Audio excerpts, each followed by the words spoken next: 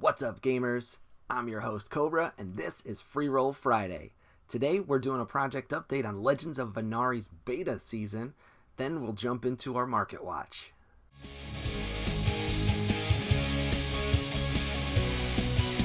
Now, it's been about a month and a half since we talked about Legends of Venari's beta season launching, and since then, the launch has happened successfully, and we've got lots of players out there catching new Venari, which is very cool. So how has it gone for us here at the Freeroll? I've been playing daily again, which in and of itself is a big improvement because, to be perfectly honest, I had mostly stopped playing the game since there wasn't very much for me to accomplish, and there was a long delay before the beta season actually launched. It's finally here, but only kind of sorta. So we got the full reset. We got a whole bunch of new Venari, which is very cool, and it gives us a whole bunch of objectives to unlock again. They also rebalanced things in a way that makes way more sense for the game long term, because during the Season 0 or Alpha Season, I forget exactly what they called it, it was really pretty easy to unlock all of the world stages and kind of finish the content that was prepared. Once you had unlocked everything, it was just a matter of farming more Venari, which we didn't really have much use for just yet, other than building up a nice big collection, which we could turn into some resources, but there's not quite that full game loop there just yet. I've been showing you behind me some gameplay of me catching the new Venari, which has been a lot of fun. They also have done a really nice job of balancing the catch mini game and making it somewhat challenging without making it too challenging, and I like where it's at today. The UI gives you a lot of information about what you've tried in the past. There's a lot of guess and check in this game, and so it's really nice to not have to keep track of your actions separately. That's what we were doing back in like January and February. It remembers what you've tried and if it worked, which is really nice. They've also added some information about what worked once you've confirmed it, of course, before you even launch the minigame. So that makes it even easier to select the right rig to bring with you. And overall, this experience is much improved and still a lot of fun. That said, the slower progression has made things a little bit less engaging. Part of that is because it takes some time to unlock the full 100 energy that we used to have, and today we're still sitting on 40 energy.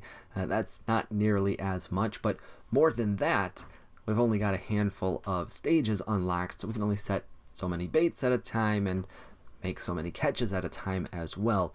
I prefer the game when it is more unlocked because it requires less frequent trips to the game itself to actually play. Today you kind of have to let your energy refill and go in multiple times a day if you want to really get all of your energy used. I find it much more enjoyable when there's a larger energy pool to refill that takes more time to refill, so that you can go in, say, a couple times a day and still be using all of your energy without letting it waste. So we're having a good time with the new update. However, if you watched the update video from a month and a half ago, you know that there's a bunch of features that are coming during the beta season that still haven't launched yet. The two really big ones that I believe are going to make a material difference for this project are, number one, the marketplace. That is going to open up a lot more ability to actually earn, because we'll now have the ability to sell Venari as well as passes that we've earned. And, you know, earning always generates at least a little bit of interest. Can it be sustainable? Can it grow? All questions to be answered, but that in and of itself should provide a boost, and in my opinion really starts to help close that loop, because now those hundreds or even thousands of Venari that you may have caught so far have more use. The other really big one is gameplay related, and it is called the grid. The grid is going to really expand the game in a very interesting way. Today, we essentially have a small series of mini games that are connected by the overall world, which is cool, but it's limited.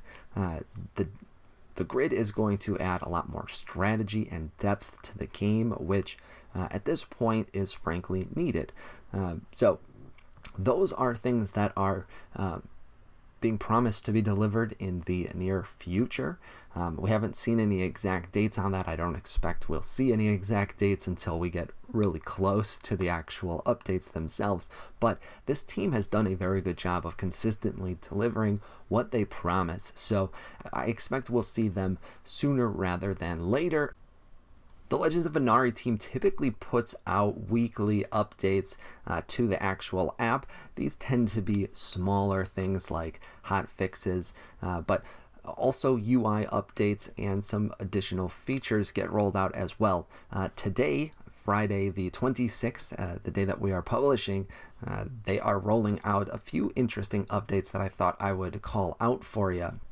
First and foremost is they now have a trial pass. This is pretty cool because it allows somebody that wants to check out the game the ability to do so for 30 days without having to find a pass to be lent to them. That's cool because it really knocks down a barrier. It wasn't a big barrier, but it certainly was one. So nice feature update there. They've also added mobile wallet integration, so now you can connect your MetaMask wallet via your phone. I generally do not play that way, but it's nice that that feature is rolling out for there are many players out there, or potential players out there, that primarily or exclusively play on their mobile phones, so this is a nice feature. Finally, we are seeing some additional balance changes. Now, they've been doing this for really since the beginning. Fine-tuning the game to get it just right is quite important and requires a lot of feedback. As they add new Venari and change their systems around, there's additional needs to balance. So we're seeing more of that happening today. They have reduced the price on some of the more expensive baits, but much more exciting than that, they have re-swizzled how the tier 2 Venari are distributed, and the details are a little bit technical. I have linked the patch notes for anybody that wants to dig into it, but the short version is what I've highlighted there. We should expect to see a whole bunch more tier 2s out there attracted by our baits. This is really great news because I'll be perfectly honest, so far in beta season I have not even seen a tier 2 Venari yet. I've tried a whole bunch of different things. I haven't unlocked a lot of the stages, and I don't have the tier 3 baits either, so that is of course holding me back, but nonetheless it's been quite a bit of time, and we'd like to start having a chance at those tier 2s. For the market watch, let's jump right in. Otherside has all green this week. The numbers aren't huge, but that is a reversal over the last couple of weeks. The floor is at 1.59, which admittedly is only up 1%. The biogenetic swamp or Bay Sea land floor is up 25% to 3.75 rather. I called out last week that floor was exceptionally low due to one massive undercut.